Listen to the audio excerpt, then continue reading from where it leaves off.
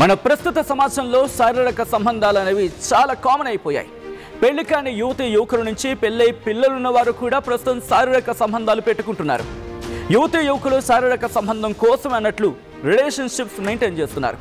కొందరు సంబంధాలకు friends with benefits, fling, situationship అని రకరకాల పేర్లు పెట్టేసుకొని మరీ ఆ శారీరక సంబంధాలని కొనసాగిస్తున్నారు. అలాంటి వారి కోసం అన్నట్లుగా coliving guest house, coliving hostels ఏర్పడడంతో లైంగిక సంబంధాలు మరింత పెరిగిపోతున్నాయి. పెళ్లి కాకుండానే ఒకే రూమ్లో ఉంటూ కోలివింగ్ కల్చర్ అంటున్నారు. సంబంధాలు ఏర్పరచుకొని సమస్యలు కొని తెచ్చుకుంటున్నారు. తాజాగా ఇలాంటి శారీరక సంబంధాలపై మద్రాస్ హైకోర్టు ఆసక్తికర వ్యాఖ్యలు చేసింది. పెళ్లికి ముందు శారీరక సంబంధం సర్వసాధారణమైపోయిందంటూ హైకోర్టు అభిప్రాయపడింది. సమాజంలో జరుగుతున్న అంశాలు కోర్టుకు తెలియకుండా లేవని వ్యాఖ్యానించింది.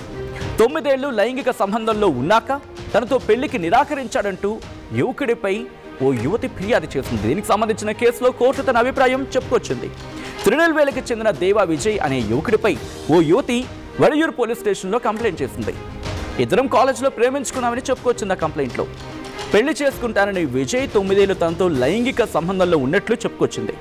తర్వాత పెళ్లికి నిరాకరించారని కంప్లైంట్లో ఆరోపించింది.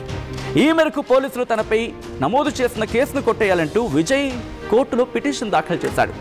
ఈ నేపథ్యంలో మద్రాస్ హైకోర్టు విచారణ చేపట్టింది. ఎక్కువ కాలం ఇద్దరి మధ్య లైంగిక సంబంధం కొనసాగినప్పటికీ యువతి ఎలాంటి అభ్యంతరం తెలపకపోవడం, వారిద్దరి ఇష్టంతోనే అది జరిగిందని తెలుస్తున్నట్లు చెప్పుకొచ్చింది.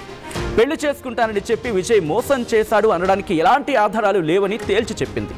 ఇద్దరూ శారీరకంగా సన్నిహితంగా ఉన్న నేపథ్యంలో సమస్యలు ఏర్పడితే చట్టాన్ని ఉపయోగించడం సరికాదని హెచ్చరించింది. ఇద్దరి మధ్య సంబంధం ప్రేమ ఆధారంగా ఏర్పడిందా, వివాహం కోసం ఎదురు చూశారా, కేవలం పరస్పర ఆనందమా అనేది వారికి మాత్రమే తెలుసని ఇంట్రెస్టింగ్ కామెంట్స్ చేసింది. ఇలాంటి విషయాల్లో కోర్టు ఖచ్చితమైన నిర్ణయం తీసుకోవడం అసాధ్యం అని వెల్లడించింది. ఇలా కేసు వేయడం న్యాయ దుర్వినియోగంతో సమానమని హెచ్చరించింది. ఈ మేరకు కోర్టు కేసుని రద్దు చేస్తోందంటూ మద్రాసు హైకోర్టు ఉత్తర్వులు ఇచ్చింది. అయితే రానున్న రోజుల్లో ఈ కోలివింగ్ కల్చర్ ఇంకెన్ని దారుణాలకు తెరలేపుతుందో వేచి చూడాలి. ఇలాంటి దారుణమైన కల్చర్ మన చుట్టూ జరుగుతున్న మన ప్రభుత్వాలు కానీ అధికారులు కానీ ఎలాంటి చర్యలు తీసుకోకపోవడం శోచనీయం. సో ఈ క్రమంలోనే ఈ అంశానికి సంబంధించి కొంతమంది సంఘ సంస్కర్తలు ఇదే అంశాన్ని నొక్కి వక్కాణించడం జరుగుతోంది.